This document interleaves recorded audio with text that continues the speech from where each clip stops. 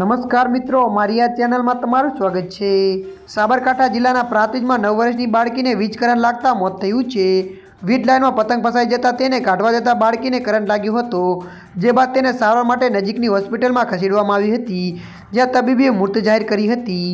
ત્યારે મિત્રો, મળતી માહિતી અનુસાર આપને જણાવી દઈએ કે પ્રાંતિજના નાની ભગોળ કહારવાસમાં મકાનના ધાબા ઉપર પતંગ ચગાવતી બાળકીને વીજ કરંટ લાગ્યો હતો। મકાન પાછળથી પસાર થઈ રહેલ 11,000 કેવીના વીજ લાઇનમાં પતંગ ફસાતા પતંગ કાઢવા જતાં બાળકીને વીજ કરંટ લાગ્યો હતો। બાળકીને વીજ કરંટ લાગતા પાસે રહેલા અન્ય બાળકો બૂમાબૂમ કરતા પરિવાર તેમજ આસપાસના લોકો દોડી આવ્યા હતા। બાળકીને તાત્કાલિક પ્રાંતિજ સિવિલ હોસ્પિટલ ખાતે લઈ જવામાં આવી હતી। ત્યારે મિત્રો, મળતી માહિતી અનુસાર વધુ આપને જણાવી દઈએ કે બાળકીને વીજ કરંટ લાગતા બાળકીના બંને હાથ, પગ અને પેટ બળી ગયા હતા અને છૂટા પડી ગયા હતા। ફરજ પર હાજર તબીબીએ બાળકીને મૃત જાહેર કરી હતી।